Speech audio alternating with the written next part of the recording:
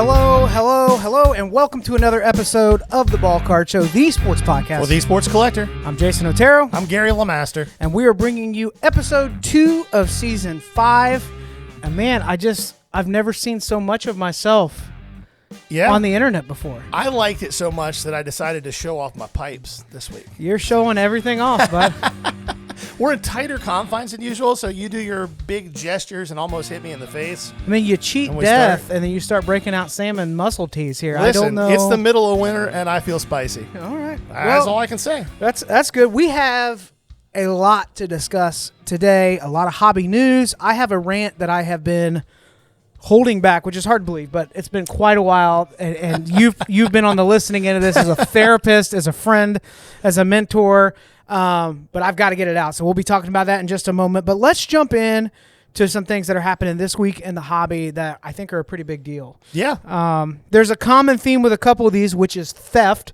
So maybe we start off right away with an arrest being made for a Cards HQ employee, one of Jeff Wilson's. Couldn't happen to a nicer guy. Now, I knew you were going to start out right out of the gate. Apparently, the accusation is that this guy has stolen somewhere around, the number I heard was $20,000 in sealed product. Okay, that's like 2 boxes anymore. Yeah. Depends on what the product is, right? Stole around $20,000 in that. They found it on camera. Jeff is saying, we have hours of footage that we've gone over. It's all right there. This guy's been scooping up these sealed packages and stealing them. He was arrested. Now, the accused is saying his defense is, well, you can't prove it yet. Well, there was also, and this is the interesting part of it to me, and again, I don't expect more. There's a lot of customers saying that this same guy, who was a breaker for Cards HQ, was dipping cards from breaks. And, of course, Jeff, wanting to protect his business at all costs, and even if the cost is truth, is saying, no. He's never stolen a car from me. He only stole from me. He would never steal from you. I will say this. I'm sure that happens on a regular basis, and we don't know about it, but most of the time, because people are losing money on every break that they do, like most of the time you're going to lose money. If people see anything that they can catch on camera, which there are ways to cheat this off camera, I feel like some of those videos would have emerged by now, but just for the record, stealing $20,000 in steel wax is a big boy felony. Well, yeah, you're over $5,000. Yeah. And again, it's that whole conversation of if you're gonna steal, go big.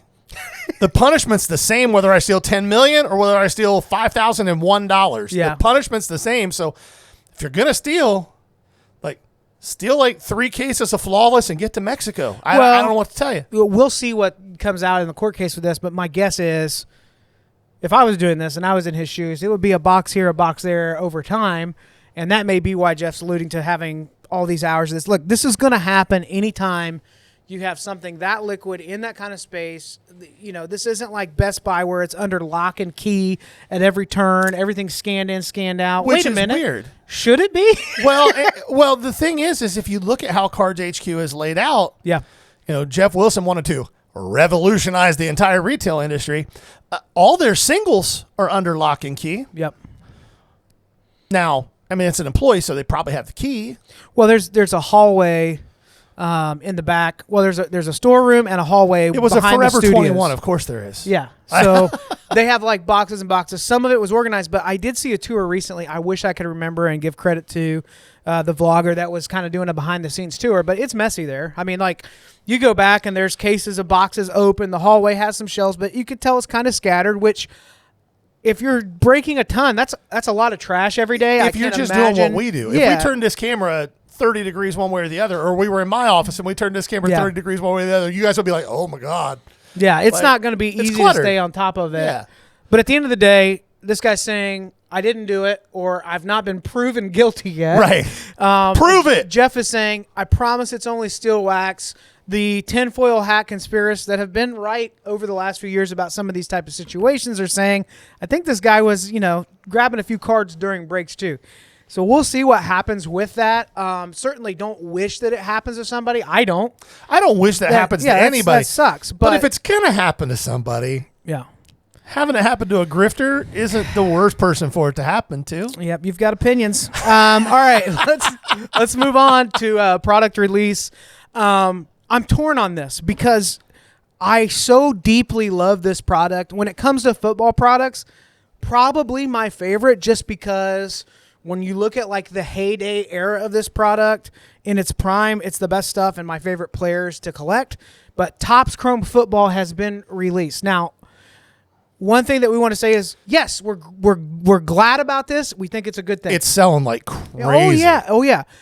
I also would remind you, Topps Chrome Basketball release not that long ago. True. This looks so much better. Topps Chrome Basketball was such a turd of a product. This looks just like this year's baseball did. Yep. So the design is consistent. There's not these weird inserts that don't make sense. It's just a really good looking product. And at least with the rookies that I've seen, especially the bigger hits, they seem to have taken a lot of attention to trying to get a photograph where the lack of a logo on the helmet wouldn't be apparent. Yeah. Either way, like Caleb Williams autos are head on almost, like he's dropping back to pass, but you can't see either side of the helmet. Yeah. The design looks really good. It's very clean. So yeah, I think it's a good looking product. I don't disagree with any of that. I think one reason that's obviously better is because of how uniforms are made. So like basketball uniforms typically bear the logo right across the front. So when we don't see that, it looks super cheap, like some early 90s junk wax, to have like a white Charlotte Hornets jersey with just numbers. It just it was rough. They knew they were going to make money off of Wemby, but it just didn't look that great. Now, price point wise, you should still not be overpaying for unlicensed product. So it is a little steep. Yeah, it's a little bit steep of a product for what it is. If I'm you, I'm probably not ripping it unless you can find the retail when it drops. Yeah. If you want to rip a little bit of blasters or a mega, go nuts, because that'll be out. I wouldn't be buying the hobby. I would just wait and buy the singles. That's what I would do. I agree. Those of you that jumped into the Topps Chrome Basketball, I don't know why I can't say that today. Or even some of the other football products. Well, yeah, but those of you that did that last year, just remember what you saw happen with the valuation. Oh, if yeah. you didn't get the Wemby auto, you took a big loss. So with Topps Chrome, if you want to open it because it's fun, the product is back, it does look good. I think it looks more cohesive with the brand. Go for it. This would be, in my opinion, 6 months from now, a great product to pick a player and start collecting a rainbow on that. Yeah. You're going to have all those variations of the color and all that. And so I'm excited for Topps Chrome to be back for football. There's a good, decent vet auto list. I saw Jeff did have a gold merino auto that was hitting the break this week. I saw it, and they're really pretty cards. I agree that they thought a little bit more about it, but we're ready for the license stuff. Next year. Can't get here quick enough. We mentioned Wemby, so let's go ahead and highlight on that. Unless you're under a rock, you've heard by now, Wemby is out for the season with deep vein thrombosis in left or right shoulder. I can't remember. I don't know which shoulder it is. Now, you were telling me that this has been a career-ending injury for players in the past. It's what ended Chris Bosch's career. I was unaware of that. Now, Chris Bosch, it eventually moved. It's something he battled for a couple of years, but it eventually moved to his lungs, and that's what ended his career. You start getting blood. And if you don't know what deep vein thrombosis is, it's another word for a very specific, I can't even talk, a specific type of blood clot. Yeah. And when that happens, if that blood clot shakes loose and shoots to your heart, it can cause major problems, or worst case scenario, it shoots to your brain and you have a stroke. Yeah. Now, they're being smart and shutting him down. They're not in the playoff race anyways. And he very well may come back from this with it being isolated to the shoulder. If he doesn't have any further issues with it, then great. So far, since this is announced, the short-term effect that I've seen is about a 30% drop. Now, I do think that what's going to happen, just like any stock or any type of an investment, when there's a big dip, people will start to buy and it'll creep back up. Right. I think that over the next 2 weeks, we're probably going to see it settle at about a 15 to 20% drop from where it was 2 weeks ago. If you believe long-term that Wemby is who he has shown himself to be, which is a generational type talent. Like when he's on the court, it's special. this might be a good buying opportunity. So let me ask you, if you're going to buy, you think it's a good opportunity because he'll become a little bit more affordable. You believe that he'll be back and he'll have the opportunity to show what he's capable of over the long haul, becoming a great. What price point are you targeting? Are you going after the high-end stuff? Are you going more mid-range? Are you going after autos? Because there is the risk that I sure hope it doesn't happen, but there is the risk that he doesn't come back the same. Me personally, I'm still not touching autos because I think they're overpriced. Even now, I think they're overpriced. If I was going to buy anything, I'm not a guy. For me, it's not a question of whether I believe he's a player. And I don't even have it's not like Zion where I think he's going to eat his way out of the league and just doesn't care that much. I really feel that way about Zion. I just don't think he cares that much. I think Wemby cares. But that body type anyways was always a little bit of an injury risk for me. Yeah. And then when you see something like this, we've talked about this before the podcast. It's not like Shaq, who was just like a supersized version of a normal human. Right. Like his proportions and everything were like, Wemby looks like somebody took a dude who was 6'5" and just put him on a stretcher. They just stretched him out. He's got to weigh 190 pounds? I don't know. 200 pounds at 7'6". Like he's a stick. So back to the question, what I would price be point buying, would you target? I don't know so much that I would target price point as I would certain types of cards. I would be looking for numbered rookies from good products, and I would avoid autos. I wouldn't touch base because it's so overproduced in the population, and that stuff is already through the roof. I would be looking at short printed color, known short printed color that isn't numbered, and then I would look at numbered stuff if I was buying him. Okay. I'm personally not. I'm going to keep an eye on it. If I have some people I've purchased from in the past that have a tendency to be like just chasing the new flip, if they offer those at a discount, I'm going to grab them, but I'm going to need a good discount. I'm going to want my margin, and considering probably what's happening with comps, which is a conversation we're going to have in a little bit. Shifting gears, let's talk about Topps Series 1 release for baseball. Been seeing some hits come out of that. What's your initial... It's flagship. Like, I love the product. Hobby boxes are a little overpriced. They're doing like $120, $125 right now. It should be like a $90 box. So I probably won't buy any of it to rip unless I can get a case of it on the cheap. If I can get a case on the cheap, I will. They didn't up the checklist, but they drastically upped the number of parallels and inserts. Yeah. So it's a little bit watered down, but I will say this is really important. I can't tell you how many people I have seen between Facebook and Instagram and even on TikTok complaining about the product and how it's just nothing but a lot of base. That's what flagship is. That's what it's always been. Welcome to what it has been since 1952. Yeah. Like it's what it is. It's offering way more than it did. Yeah. Like now 52 is a pretty good year in hindsight. In hindsight. But the point being, if you're buying Series 1 thinking that you're going to hit a card you can retire off of, you're outside your damn mind. Yeah. Like, I don't know what to tell you. The product is what it is. It's a fun product for set builders. But again, and it's cheap to rip if you want to have some fun. But you're going to get $30 worth of cards out of your $125 box at best most of the time. That's just what it is. If you do rip some of it and you get a big hit, sell it as fast as you can because other better products are coming very soon. And as soon as Topps Chrome hits, like the moment Topps Chrome hits, every card you have from flagship is worth 60% less than it is right now. I have a theory. What's your theory? So first off, I love the design. I think compared to the last couple of years, this is the best one. I like that it has a little bit of a throwback, like early 80s vibe to it. See, I love 2023. I thought that was the best. We can like different things. 2023 is great if you have a magnifying glass to read the text. It was brutal. It was 21 too. Yeah. So, but here's what I think is going to happen. I don't know if you noticed this, but on the border where they have the team on the left side, they used a foil surface on that. Yeah. Like you get with a rainbow foil. And I've looked through a few stacks of the stuff. I do think now this is not a get rich. Yes, thank you for jumping to the point for me.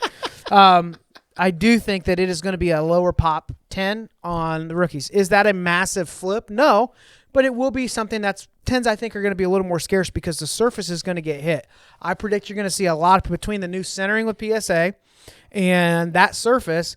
There's not going to be a ton of 10s out there compared to the last couple years, because once that foil is begun to chip and it's hard to detect, even with a normal magnifying glass, if you have something pretty high powered, you'll start to see, oh my gosh, a lot of this has pulled away. Oh, yeah. So that'd just be something to consider. If you're somebody that likes to, for the PC grade, if you get a few 10s, that might pay for some of your other grading. I don't think you're going to 10x it. No. But it will be a lower pop of PSA 10s. That's my prediction. I think you're probably right. There. And the last point I would make was Series 1 this year. Last year's Series 1 was a loaded rookie class. Yes. This year is not. Mm-hmm. Don't allow yourself to get pulled into the hype that's not hobby relevant. A perfect example of that, and I've prefaced this by saying that I believe that long term, this guy is going to be a starter in the bigs for a decade. He's probably going to make 2, 3, maybe even 4 all-star teams. Yeah. And he's going to be considered a really good player. He may even win a Gold Glove. After this little window of Series 1 being released and it being his rookie card, he's not going to have any hobby relevance. And that's Dylan Cruz. Do not go nuts buying Dylan Cruz stuff, and do your research on these guys. Dylan Cruz is a guy who's going to hit 270, which is a good batting average in the bigs these days. He's going to hit 20, maybe 25 home runs. He's going to steal 20 or 25 bases. And he's Brandon Nimmo, a really good player who's going to make some all-star teams. Brandon Nimmo's a really good player. He gets paid a lot of money to do what he does. He has no hobby relevance whatsoever, like literally none. Yeah. Don't get sucked into that. For the hobby to matter, for a player in baseball, they have to have one skill at a minimum that they are exceptional at. Yes, and that skill can be PR. It can so, like be. in hobby relevance, it can be that. They're going to have to stand out. I don't disagree with you saying. I think the reason that people succumb to that so often is that they are letting the breaker tell them who they're chasing in a product. Oh, yeah. Newsflash for you. Breakers don't know any better. Well, they may not know any better, but if the good teams have been taken out of that break and it's a PYT and you have a team that has a semi-star there, they're going to make them sound as good as possible. They're going to say, what if they have an upside? What if it's not 270 and 20? What if they have a 30-30 year? Like, that's their job. They're selling product. Their Correct. job is somebody with a lot of money has said, sell through these cases. And if you can't sell through these cases in this time frame, I'm going to get somebody else who can. And some of you do that by shouting and screaming every card and the sudden death whatnot. Some of you do this, hyping up a player and talking about, I really believe blah, blah, blah. At the end of the day, they're selling to you. Car salesmen love every car on the lot. Like, it's just the way it is. So you know how many cars you can fit in this bad boy? Yeah. So I just think it's worth considering, like, where are you getting your information? Do you need to go digging through scouting reports for 3 hours? No, but like, look up the player, watch the video. Like, yeah. Do they, like, what kind of relevance do they have? If you're not sure, I sure wouldn't go deep on that. Now, if you just want to get a cheap team and not somebody that it'd be cool if I hit their autograph, go nuts, have fun. But I think you're bringing a good point. Yeah. Like, make sure that the value is there. And there's what's not talked about that often is the ceiling of the player. What are they capable of at their best? Now, if we said everybody has to be Hall of Fame status out the gate, no, you and I have both lost money on players. Aquino for the Reds. I sure thought he was a beast until they figured out just throw him off speed. He just wants to smash fastballs, which it was fun to watch for a while. But, man, I had so many of those autographs that I think a lot of them moved for less than $5 this year. Yeah. Well, and I think that, again, there's nothing wrong with being casual with your fandom and still being a card collector. But if you are casual in your fandom and you're a card collector, don't just listen to what a breaker tells you about a guy's ceiling. Feel free to reach out to us, reach out to me. I'm not by any means what I would consider an expert. There are guys who know way more than I do in this hobby, but I will say that when it comes to baseball, especially prospects and rookies, I probably know more than the average bear. I'm always happy to help. Feel free to shoot us a message. Comment here. He's one of the I'm nerds. Happy to return. You're one of the nerds that is reading the scouting reports. Yeah, and watching minor league at-bats and watching spin rates and looking at Pitching Ninja and all that stuff. Yeah, the point is just as ask Gary and then hold him financially liable if they No, don't. this is not financial advice, but I will tell you what I think of the player. Yeah. Let's talk about Tom Brady has been getting into a little bit of everything in the last year. We've seen him, jumping into different business ventures, obviously commentating. Buying part of a football team. Part of a football team. As a commentator, when it started out, I was like, this is rough. This breaks my heart. But I think by the end of the year, I was like, he's doing good. It was he's decent, doing well with it. He recently became a 50% partner in Card Vault, which a brand in LCS that was it Gillette Stadium or was it connected to Fenway? Fenway. Now, from what I understand, their market is reaching larger than that. I don't know if it's multiple locations at this point. I should have Googled that ahead of time. But he's coming in as a 50% partner with an LCS. What does that tell you, or what implications do you think it has that Tom Brady is now invested in a local card shop? And does that say anything larger for the hobby as a whole? Or am I getting a little bit too excited for this? I think that you might be a little too excited, but I do think that it's encouraging. Mm-hmm. The reality is there's always going to be doom and gloom. The sky is falling, guys. Oh, we're in another junk wax era. Oh, right. Most of the people saying that, listen, if you're one of these people, please don't take this in as bad of a way as it's going to sound. And I usually don't preface that. Normally I'm like, please do take it that way. Most of the guys who say that are broke. They're guys who can't afford nice stuff and are mad because all they can afford is junk that isn't worth anything. And I'm sorry if that's you. But we're not in a junk wax era. We're not even close. If you actually lived through the junk wax era, you understand what I'm saying. I think what this does show is that more popular culture is bleeding its way into our hobby, which is a good thing. Yeah. That means there's more money coming in.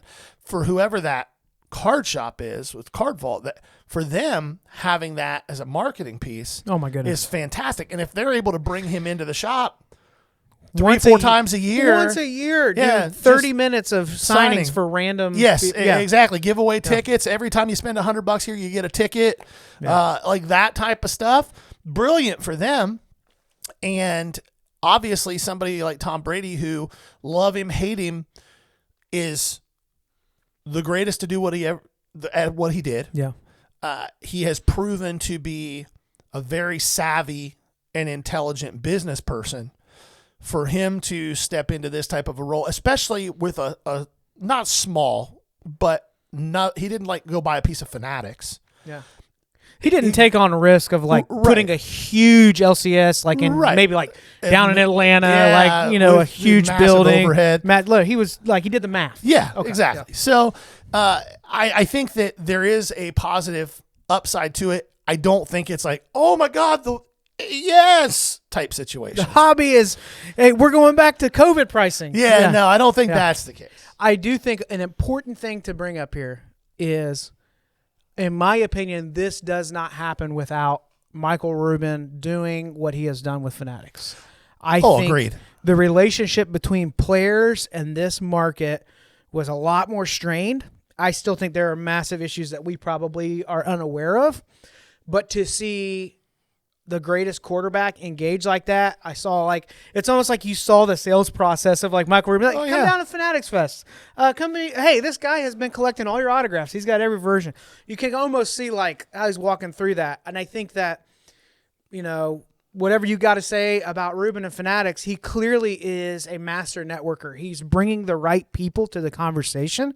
And I hope we have more pro athletes that do this as a side business, or because they love cards, or because it reminds them of, when they were collecting. And what we see now with these MLB debut patches and these rookie players, it still blows my mind that I'm twice the age of these guys coming into the league, but they want that card too. I think we're going to see more of this. My son would be considered an old rookie if he came into the league right now. So I think it's a good thing. Speaking of introducing new things to the market, here's one where I'm not so sure about. I don't know if you saw this. Probstein is promoting a new marketplace platform. From what we understand, it will be called Bid. They could have called it Shill. They should have just called it. That's the other leg. what he's trying to do is offer more of I don't know if you consider it a dropship model, more of an Amazon model, where whatever you sell on this platform, whether it be live auction, buy it now, whatever, you just the next day ship all your cards to their warehouse, and then you get paid. In the same way that back in the day, you could, if you were an Amazon bookseller, you could scan the barcodes and ship 3,000 books to a warehouse, and they would manage the orders for you. There's a history of some issues. You think?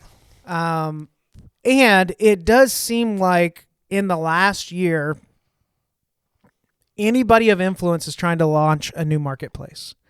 Yep. eBay Live has launched, which so far has, in my opinion, been a failure. Tanked. Fanatics Live is still active and running, but I'll tell you, it sure doesn't look like what it did when it launched. Whatnot is gaining massive traction, and it's maybe the most polarizing of all marketplaces right now. And you have eBay, who, through their regular marketplace has issues. But we hear like Dibdit is a big one that basically resellers that have a following are moving to that marketplace. It's like a new one's popping up every 2 months. What do you think the advantage would be of dropping one with this model where you ship everything the next day to them? How is that a better experience for the seller? Well, I don't think that it is unless, and here's the only caveat to that, unless Probstein and their marketplace are accepting all risk, then I don't know that it does benefit, because you're not going to have anywhere near as many eyeballs. You're going to have to work harder to drive traffic to it. They're relying on sellers to do their marketing for them. And if I ship a package with 1,000 cards in it that's valued at 10 grand and it's all in one package, and that package gets stolen. Yeah. Well, the thing I'm thinking about is for the consumer, it's now we've doubled the time it's going to take to get your card. Well, I think this would only work if the way you're describing it is how it works. It's stupid. Now, if it was a ComC model for higher end stuff, where I ship you my stuff and then you do all the back end work on it, then cool. But if I'm taking all the pictures and I'm listing it, why would I ship it all to you first so you can ship it out to people? Maybe maybe it is more that model. They're going to kind of curate what you have in there. They'll agree on the condition of the card that you propose. Like you have your spreadsheet. Here's what conditions I think these are. They verify they are. And then at their discretion, they're selling. I just don't. You know what that sounds a lot like? Star Stock. Well, it sounds a lot like Star Stock, and that shit tanked. It sounds a lot like something that people who have a lot of stuff they don't care about as much are going to ship. So it's ComC. So we'll see what happens with all that. I am open to hearing about new selling platforms where there are more seller protections. I do think that is needed. I'll tell you the one that is doing it right and they're growing very slowly. They're not trying to market to the world, but the most seller protection that exists out there with the lowest fees, and they're not a sponsor, but Matt, if you're watching this, we'd love you to be. My Slabs is awesome. They allow not just slab sales, but raw sales and sealed wax sales. And the fees are extremely low, like under 5%. And the protections for sellers are through the roof. Same for buyers. If somebody buys from you and you ship the product and upload the stuff, if they don't pay within 24 hours of buying, the buyer's kicked off the platform. They're not allowed back on, and it's tracked by IP address.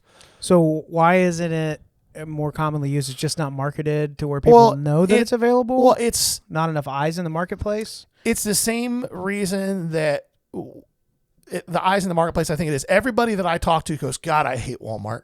Guess where they all shop? Yeah. Walmart. Yeah. Because it's there and it's ubiquitous. Well, everybody, I hate eBay. Guess where people spend the most money? Yeah. eBay. Yeah. So we'll see what happens with bid. BYD bid, because, we got to be edgy. I will say last year. If they'd have thrown a Z on it and made it bids, you really would have had a winner there. We're just in the soft launch phase right now. Last year I took some pretty cool vintage boxing up to the National. Yeah. And one of the cards that I had in there was a unique Panini Cassius Clay. It was a high grade. The problem I ran into with people were offering was they realized that there were a couple of comps over the last several years that were Probstein, and they just didn't want to even acknowledge them as a comp. Because Probstein is so known for shield stuff. So that's an issue. Back to the theft that's happening. This one's great. Relates to this. What we just talked about. This one's great. I believe this was in Montana. He probably thought he could just drive 7 miles. There wouldn't be any people. He'd be fine. So a USPS employee is caught stealing $800 worth of cards, which you and I know. I mean, that could be one card. It could be a lot. Maybe it's eBay standard envelope. Who knows? But the best part about this story is, one, he lives in a state where there are more cows than people, and there aren't that many local card shops or card businesses, just by law of averages. I would say, what, maybe 10 in the state? I haven't looked it up, but it can't be that many when your drive to Walmart is 2 hours. Right. He steals the cards from the packages, and he goes, close to here, there's a local card shop. I'll go sell it to him. I bet if I take these cards to them, this is like printing money. I just steal the card, then go to a card shop and say, hey, what do you give me for it? And I tell you what, they really gave him something. Because they said, you know what's strange about this? We just sent this shit We out. just shipped these cards out. So, there's stories where there have been hundreds of thousands of cards stolen. I know there's a story that dropped in the Bronx, New York City, somebody that stole over 100,000 during COVID. But this has got to take the cake for what in the world are you thinking? Stealing the cards and taking them back to the place that shipped them out to buy them back from you. Moral of the story, if you're smart enough to know you're not smart, don't do dumb stuff. Yeah, I think that's the moral of the story. I don't think that's going to work out too well. No, I don't think it is. Can't believe it. So now it's time for me to talk about something that has been burning on my chest. Sit back and let Jason go. If I chime in, it will be very little for the next few minutes because this man has a lot to unload, and it's actually really important information that you as buyers need to know so that you have some understanding of what's happening. And if you are a seller experiencing similar frustrations, you are not alone. So, sir, the floor is yours. All right. eBay. We need to have a talk. We need to talk about your eBay standard envelope service. Last week, 200 orders of mine were dropped off, packaged properly. They fit within the metrics of eBay standard envelope, and they were never scanned. So right now there are 200 customers out there that think I've never shipped their item. This isn't the first time that there's been an issue. Since July of last year, I have listed right about 48,000 items on eBay. If I back up further than that, it was almost 2 years ago, we received news my son had a rough health diagnosis, as many of you heard, and it changed our lives forever. Like, the way that we were able to spend time changed. Some of the needs he had on the front end as we were learning to manage this made it where it was just really hard for me to be at work selling and my wife to be at work. So made some adjustments where I would say, hey, I'm going to focus in on these cards. I'm going to do this from home, and it's going to allow that flexibility. And I'm grateful that eBay has created that opportunity. A couple years ago, eBay introduced eBay Standard Envelope. They were so excited because they were seeing a huge uptick in the card market, just like all of you have. All of a sudden, there was way more money flooding this market, and eBay was smart. They said, we aren't Amazon, but we should be the place where people think about collectibles, unique things, rare things, and buy stuff. We began hearing and seeing on YouTube, podcasts all over, hey, we have this new program that we've come up with called eBay Standard Envelope. They realized that on cards up to $20, they were being priced out of the market because shipping was so expensive. I'm not going to buy a $3 card and pay $4 or $5 shipping for Ground Advantage or what we called first class at the time. So they said, what if we had a program where for under $1, you could ship cards? They would have to be smaller than a 6x12 envelope, and they not 6x12, 6x9, and they would have to be less than 1/4 of an inch thick. You ship those out. It's a discounted rate. We want your business. We want you to sell with us, and we want to provide a shipping solution where it makes sense and it's affordable. Brilliant idea. Early on, they learned that this shipping service wasn't so reliable. While they worked out a deal with USPS for this service, there were still packages just not being delivered, packages being lost, people not paying attention to what size the package has to be. So people would put too many cards in, it gets caught in the machine, it's lost. So what did? They provided a program where through a third party, there's an insurance claim where any card that doesn't get to the buyer under $20, you just file a claim as long as it's been more than 30 days since it was shipped, it hasn't arrived, we'll refund you. And the PIP claim works. You are refunded your money. The problem is this. They don't tell you that it's affecting your seller metrics every time somebody even says, I haven't received my item. So January of this year, I get an email where eBay is saying, you have a very high rate of items not received. I'm very confused. I've got over 2,000 reviews since last June. I've sold 8,500 items. I have 99.9% customer satisfaction. My negatives aren't even negatives. They just are older folks that hadn't figured out how to change negative feedback to positive. And I only had 2 of those. I'm trying to figure out how I'm handling things the right way. I'm shipping things out on time. You see the tracking updates. You see that it's made it to the hometown. It just didn't get to the house. So I immediately say, hey, no problem. I'll refund you. The tracking shows that it got on the way there, but apparently it was lost, thinking that I'm handling things the way they're supposed to be handled. I call on eBay and ask them about this, and they say, yeah, we pulled this up. It looks like you've had 42 out of your last 2,700 orders that just never made it to the buyer. So because of that, we count those as an item not received. I began to look into those items. Out of those 42 items not received, 26 of them consisted of only 3 order numbers. So when you sell 5 to 7 cards on eBay Standard Envelope, even if it's in one order, that is 5 to 7 different claims. So if I shipped out 10 cards to somebody, it met the metrics for the size of the envelope, it scanned on time all the way to the last town, but it never made it into their mailbox. You don't have one case. You have 10 cases of items not received. I asked eBay, do you see that I've shipped them on time? Do you see that I immediately refunded them? Yes, you did all the right things. Unfortunately, this is just item not received. I said, what happens? They said, well, you won't lose top-rated seller status yet, but if this continues, your search views will be suppressed. Those of you that think the PIP claim solves the problem are missing out. I don't care about refunding you $30. Here's $30 for the 10 cards or whatever it is. I care about my store being slowed down when I've done everything the way that it's supposed to be done. This continues to be an issue. Last week, before all these items were not scanned, I had a 4-card order, went to Pennsylvania. It was right around the time of the winter storms. USPS had no update for a week on any of these items.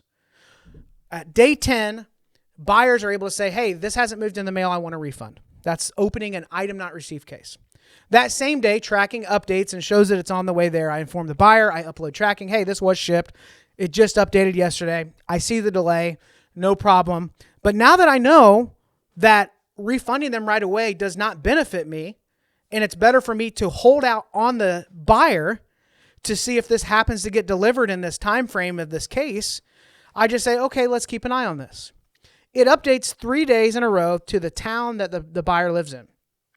I see that it's not arrived yet, and I reach out to eBay. They say, well, we can put a hold on the case. It looks like it's heading there. I said, okay, if you put a hold on the case, what happens? It just gives it a few more days to get to the buyer. Once we can see it's been delivered, then you're good to go. Well, what if it doesn't get there? I can refund them today and take the hit, but if I don't refund them and it doesn't get there, is that going to be an unresolved defect, meaning that the seller never resolved this issue? The seller just left me hanging. No, sir, you're protected. We can see that you've shipped it. We see the tracking. We see you message them, and you've even called in to request a hold for this. Well, wouldn't you know it, on day 10, I get an email right around midnight, 4 separate emails. These 4 cards were on the exact same order number. They were shipped in the exact same envelope. 2 of them, the case was resolved in my favor. The other half of the order was resolved against me as a defect with eBay. Basically the equivalent of saying, this guy didn't ship these 2 orders. He said he did. He collected money. He didn't refund. This was not what they told me on the phone. So I call in. They say, oh, yeah, we never said that. Guess what? I call back in again. I called 3 or 4 times that day. I think I spent 6 hours on the phone. I finally started blowing up their Facebook just to get a response. And they say, there's nothing we can do about it. Send an appeal in. Send an appeal in, no response. I reply to the emails where they told me 2 were or 2 off. After being told 5 times that there's nothing they could do about this, all of a sudden, those 2 appeals are pulled off. Followed up the next week with the last 200 orders that I have shipped not being scanned. I know I'm going on a rant here. No, Stay with me. You're okay. I'm with you. I'm rapt attention. These 200 orders that haven't scanned will show that I printed out the label, but it will not show that it even was scanned once by the USPS. So right now, when we get to day 10 on these 200 orders, there is nothing stopping a buyer from saying, I never received my item. I'd like a refund. eBay will look at their own tracking service, which they have their own tracking number, and say, it looks like you never shipped it. I reach out to eBay and they say, well, it must be the post office. They must not have scanned them. There must be a delay. And I say, well, this hasn't happened before. I sold 8,500 items. This isn't an issue. I dropped all them off. Why are all my Ground Advantage packages that are dropped off that day tracking, but none of the standard envelope? And I said, is there any seller protection for me for what's going to happen in the next few days? They said, if we can determine that it's our fault and not the Postal Service, then yes, there'd be seller protections. We really recommend that you just go ahead and refund them. Up to 200 orders refunded, 200 items not received, 200 cases where I could potentially have a defect on my store. It's not about, now we're talking about probably $1,000. Now it's starting to feel it a little bit. So if I could file a claim, fine, whatever. It sucks, but it is what it is. But they are willing to throttle my store and punish me, even though, because they say, hey, we can't prove that you shipped this. Until I stumbled into a little forum. And this is where this is the part that blew my mind. I can't, eBay, your service is a failure. This standard envelope is failing the buyer. It's failing the seller. And you only want to pass the buck on to the seller. This is why we're leaving in droves to whatnot. This is why buyers don't even respect the eBay comp anymore, because it's becoming so antiquated. You know what's happening too. You know that you're losing. You're trying to capture this market with eBay Live, and it's a failure. Meanwhile, the bread and butter, the millions of cards moving through eBay standard envelope, have no protection for the seller. So I find in a forum a way that I can track this. You go to this website, you punch in the eBay standard envelope tracking. It shows an error, but all of a sudden you will get a 00 digit that is the USPS first class tracking number. You copy and paste that. Now, none of this is on eBay. They have nothing to offer me. Go to another third-party site, and then you can punch in the new tracking code that starts with 2 zeros. And I'll be if it doesn't show that the USPS has been scanning delivered packages all along. I made a video yesterday in a reselling group I'm in just showing how to work around this. They were a 5-card order that was delivered that still shows up as not even being sent. And when that buyer reaches out and opens up an item not received case, it doesn't matter if I upload my tracking. Listen to this, sellers. I don't think a lot of you realize this. It doesn't matter if I uploaded my tracking. A case being opened is the metric they're looking for. 10 cases open, 5 of them I confirm tracking. It's been delivered. Case goes away, but it doesn't mean that metric doesn't show against you. Just a buyer even saying I haven't received this package is going to hurt your metrics. You may not notice that it's been a downtick yet, but you keep going with these over the next 6 months to 9 months as this service continues to get worse, you're going to see it affecting your store. I had 2 months right after these items not received cases began to build up. 2 months where my revenue dropped by 60%. And a lot of sellers out there say, oh, it's not that. That doesn't hurt you. It absolutely does. I was on the phone with one of the eBay reps that told me he's not sure how much longer this program will even be around because they have so many issues with it. Yet when it's time to resolve the issue, they take zero responsibility and put it right back on me, the seller. 200 orders unresolved will shut my store down. Why in the world would I continue to sell with you through this service when it's not working? eBay says, just move everything to Ground Advantage. Now, we're doing the thing that was the reason you invented eBay standard envelope. You didn't want us to be priced out of the market on low-end cards. It won't work. So what are we going to do about this? Well, they're not doing anything. I'll upload a video for you to see how to do this for yourself, how to find the tracking number, how to see if it's been scanned. USPS is scanning packages that eBay is saying they're not. eBay's interface for the shipping is failing and showing that you've never shipped it. They're not going to protect you. And it's not worth it for me to spend 6 hours on $4 worth of refund doing everything that eBay tells me to do if I'm just going to be punished for it on the tail end. How do we fix it? Well, one, I don't know that this shipping program can be fixed. But I wrote down 3 things that eBay could start doing right now for sellers that are just logical, they don't hurt the buyer, and they will motivate sellers to stick with the program.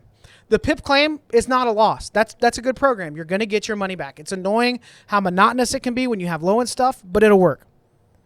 But if somebody has an item not received claim and you can see a scan that shows that the seller has shipped the item on time and it's scanned through a distribution hub, that seller should take care of the customer, issue them a refund. However, eBay should not count that case against you. You follow their program that they promoted with their own tracking number, and they're punishing you for that. If refunded, you should not have any strike against you. The other thing they need to fix is the combined order situation. If it's on one order number, it should not be 10 cases. It should be 1 case. These are shipped together in the same package. These combined orders with combined shipping and combined tracking should be 1 case. Until eBay gets this fixed, you're going to keep watching people walk out. Because guess what, eBay? Whatnot is becoming a great place for the low-end market. You're going to lose. You have thousands of sellers that have issues with this week, and all you're doing is gaslighting us and telling us it's your problem. That never happened. I don't know why. Oh, I wonder why. Oh, we never said that. Fix it. My store is going to be, I'm going to start taking it down. Like if stuff doesn't get better in the next 2 months, you're not going to feel that from me, but you're going to feel it when it's enough of us high volume sellers. They're just taking our money elsewhere because you won't take responsibility. Why? The PIP claim is a third-party insurance company. If eBay protects the seller and it's an eBay issue, guess who's issuing the refund? eBay. It just comes down to money. It's as simple as that. I keep going, but I've already gone too long. No, it was but good. I can't get over the fact that they are not even considering the problems this is creating for sellers. Well, the thing that I said to you, and it continues to resonate as I listen to you talk about this, nothing drives me more insane than being asked to be accountable for something I have no control over. Yeah. You did everything that eBay said as a seller is your responsibility. And they can see and they acknowledge, yes, you did everything that we have asked you to do. Also, now it's your fault. Like what I told you this yesterday, what do they expect you to do? Get on a horse and Pony Express that shit to Montana or wherever it's going? And they're always following, well, you can get a refund. Okay, that's fine. I don't care. Like, I'll just give them, you know how many PIP claims I've never filed? Yeah. Because if you're incentivizing high volume, low end to keep churning store metrics matter more than the refund. By you know 1,000%. You know this, eBay. Yeah. Don't patronize us. We may be selling cards out of our basement, but we're not morons if we're selling I don't know, I've met a few guys. upon thousands upon thousands upon thousands of these for you every month. That doesn't make sense. That you're taking 15% off the top on. Yeah. Yeah, that's the, again. Oh, and it's a much larger percentage than that with low end because 30-cent transaction fee every time so too. they're taking more like 35%, Yeah. 40%. I think that at the end of the day, the point you're making is very much the case. Those sellers are going to leave eBay. And to an extent, they already are. And the biggest thing that eBay had going for it was the most eyeballs. Yeah. And it's still, on a global scale, it's really not even close yet. I just want to point that out. It's not, but here's what I would say, and this leads into the next topic that we wanted to talk about. And I know this has been a longer episode. Hopefully it's brought you guys some content that that you care about, that's helpful to you. And like Jason said, we're going to clip just that bit as its own standalone thing, and I think Jason's going to make I'll do a short video showing you how to do that. For that stuff. But talking about Whatnot, I think that the slippage that eBay is going to see is this. And this is where Whatnot and it leads to the next conversation we're going to have about comps and It's the a state hell of of a comps in the segue. market. You know, you like 40 that? seconds in on this one. Well, I want to say this: Whatnot has going for it that eBay does not have going for it is a serotonin dump. When you're on Whatnot and you're in a stream and it's fast paced and there's a lot of video action happening and you're getting that serotonin dump of I'm in this fight for this card and it's a 10-second sudden death auction and I better come with my best. There's no negotiating. There's no back and forth emails about comps. There's this pretty card and I want it and somebody else wants it too. You're starting to see where those lower end cards that are selling on eBay for $2, $3, $4 on Whatnot are selling for $6, $8, $12, $15.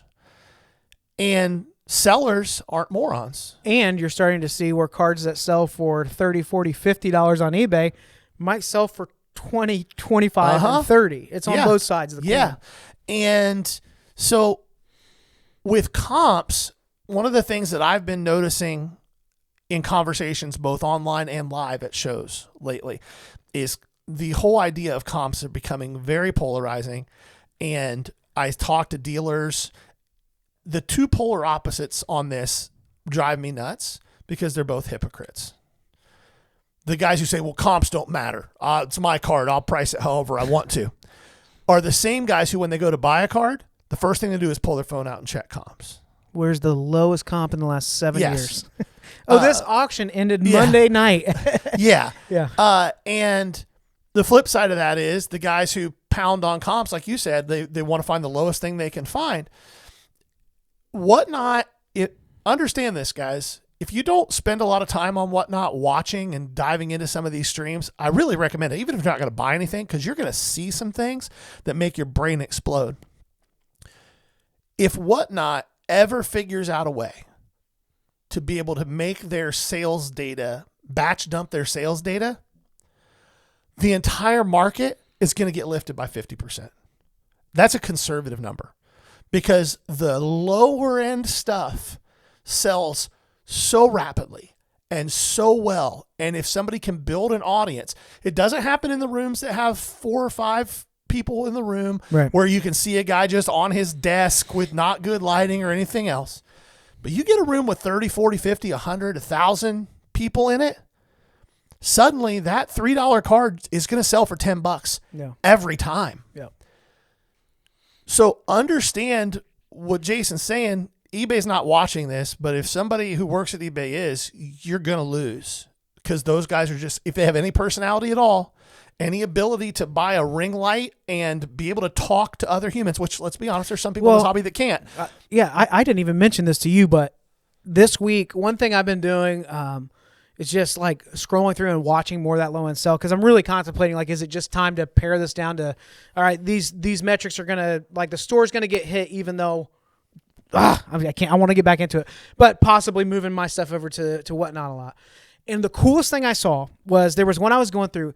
And when I tell you, it was a middle school kid, I'm guessing probably, just going off of the voice and his friends were hanging out with him.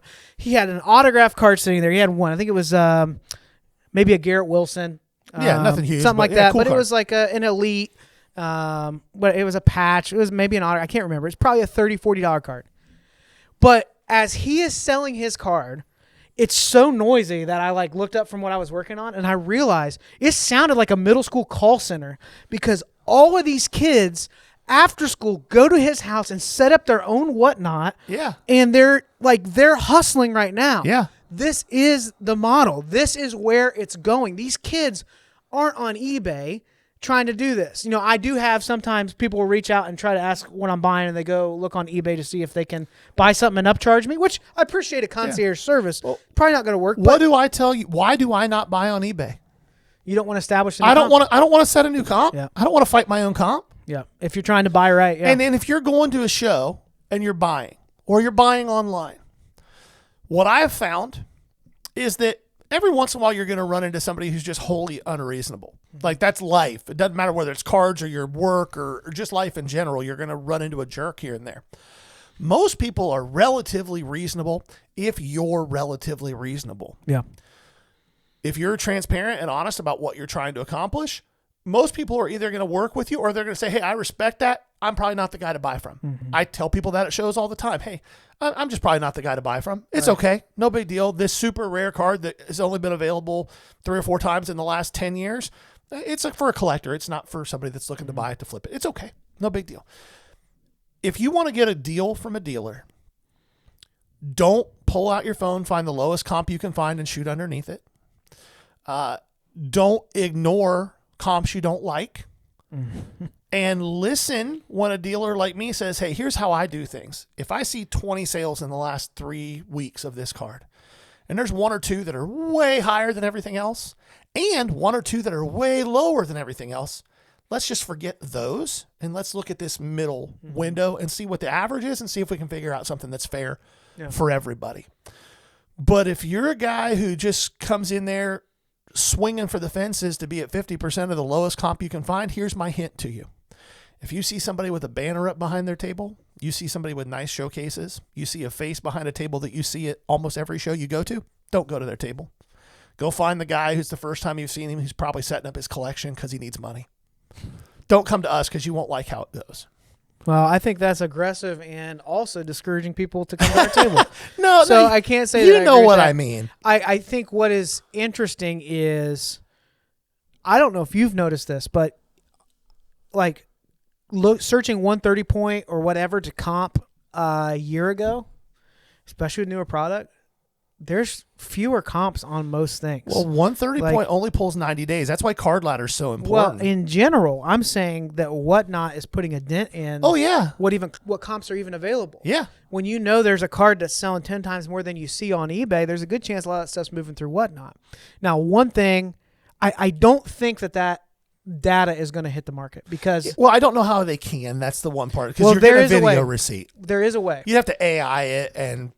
You would have to, when you prepare your sale, your show, which I don't think they'll ever do this. Very few people do. You would have to actually list out every card. Yeah. You'd have to say what year it is, condition, maybe not, but you're going to have to fill that out. And the reality is, the moment they do that, they would lose 30% at least of their sellers. Because it's just so easy to go on there and just boom, boom, boom, yes, boom, boom. I don't think anybody is going to do that, but I think you bring up a great point. Be reasonable is kind of the conversation. Yeah. Now, does that mean that I've bought stuff from Gary that I wanted? I've seen other people do it too. It doesn't mean that everything is firm, but it means that there are some cards that are going to be firm at the price. Well, it isn't even necessarily that it's firm.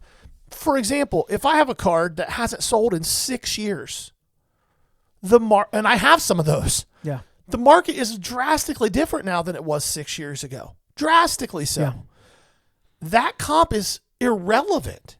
So let's look and see what similar stuff is done. Like comps, that's the point I want to make. Comps are comparables, not exacts. Yeah. Like if I'm selling my house, comps are not what my house sold for the last time it sold. Yeah. Comps are what have similar houses sold for recently within a certain radius. If I've got a Michael Jordan PSA 10 that hasn't sold for 7 years. Well, what have similar ones done in the last 6 months? Yeah. And we can kind of come to a baseline. But if you're just so fixated on, well, it's sold for, I have a Saquon Barkley I just bought. It's numbered to 5. It's a Pop 1. It's a PSA 8. There's none higher. There's none lower. And it's the bookend. It last sold in an SGC 8.5 back in December for $300, $320, something like that. Saquon's market is drastically different. The of 30 of the same card sold 2 days before the Super Bowl for $340. I have the F5. Is mine only worth $320? 30 was raw too, right? The F30? Yeah, the F30 was raw. Yeah. Is mine worth only what the of 5 in an SGC case did 2 months ago? I don't think so. If you think it is, you're not going to be able to buy it from me. Yeah. Use your brains. Yeah, I think that there's a part too where it's easy for, I think you're being a little harsh, but I think you have dealt with this over and over because you're at so many shows. It's more about the unique stuff. But you're challenging people to educate themselves on how to do this. I Correct. think part of the problem is how they're being educated. If I'm into cards right now, I want to jump in. It's overwhelming to dive through all this information. It's so much. Yes. The easiest way that I found to get into cards when I started was YouTube. Now there's thousands more content creators in this space than there were when I first, where I was just watching like infinity breaks, like in the background, like, but it's changed so much. The problem is these guys watch somebody with a big following and a microphone that have fans walk up to a table and off 50% over and over, and they get those deals. So why wouldn't that 15-year-old kid or that 35-year-old that's new into it, that all they know is they watch these videos of these people buying cards at shows, assuming that they're going to get somewhere close to that same rate. Yeah. Like there is like, that's not always how it's going to be. My advice for you, if you're jumping into this and you want to see the best deals on buying, this is going to sound counterintuitive until you think about it. Get a table at a show. Set up. Put a sheet of paper on the table that says, I'm buying. And watch what walks up to your table. Now that you have a table, you're in the driver's seat. Hey, when I buy, I'm going to look at everything you have. I'm absolutely buying. But I'm going to have to buy where it makes sense for me because I set up and I do this to make money. That is going to serve you so much better than walking up to every table and demanding 50, 60%. Now, you and I have had stuff that set out for 6 months and the market has changed. Yeah. And if you show us that and it's reasonable, absolutely, I'll move on it. But yeah, I tell people that all the time on my value YouTube box. can't be the only source. Don't listen to comps just because of what Gary says. I do love the house analogy. See what's out there. See what's similar. This exact card hasn't sold. Is there another one from that set? Is there a comparable player that has similar hobby interests? Is there a set that's similar to that set in the last 5 years? If it's a Hall of Famer, there's so many ways to dive into that. So, well, and if you're buying, it's really important that you do that too. This, an example that happened to me very recently, is my fault. And I don't put this on the person I bought it from. This is somebody that I have bought multiple things from. They're good. He's a good dude. Brought me a BGS 9.5 Justin Jefferson Optic Hollow rated rookie. And I was in a hurry. There was a lot going on. It was a busy show. I was like, yeah, I'm interested in this. He's like, what can you do? So I just looked up what the last BGS 9.5 did. And it did $175. I offered him $140. He was like, that's fine.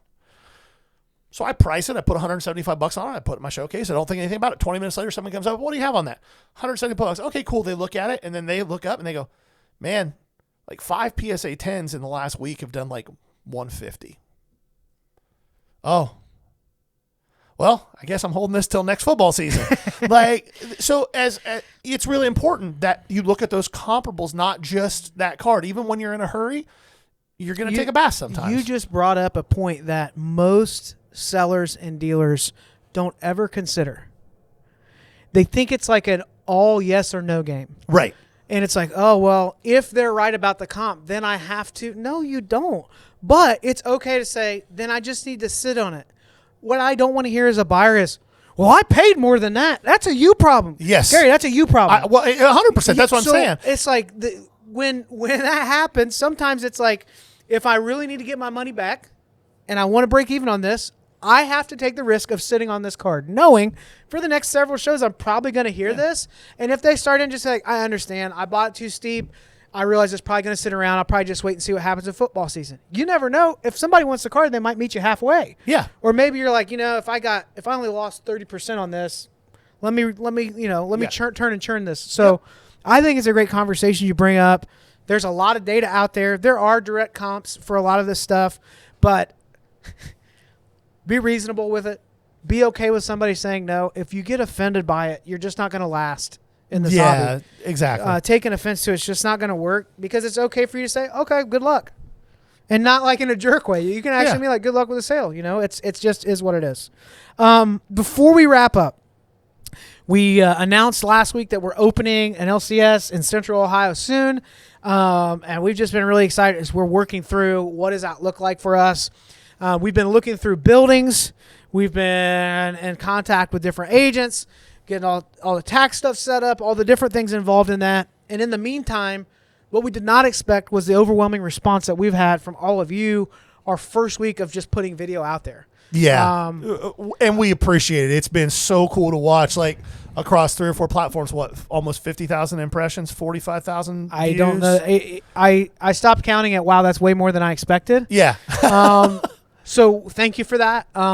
We're really we're old, so we're surprised anytime you see like more than 1,000 views of anything. And for those of you that are like younger, you realize like that number is different than it used to be, right? Yeah. Like, but for us, that feels huge. You're listening to our story, and we appreciate it.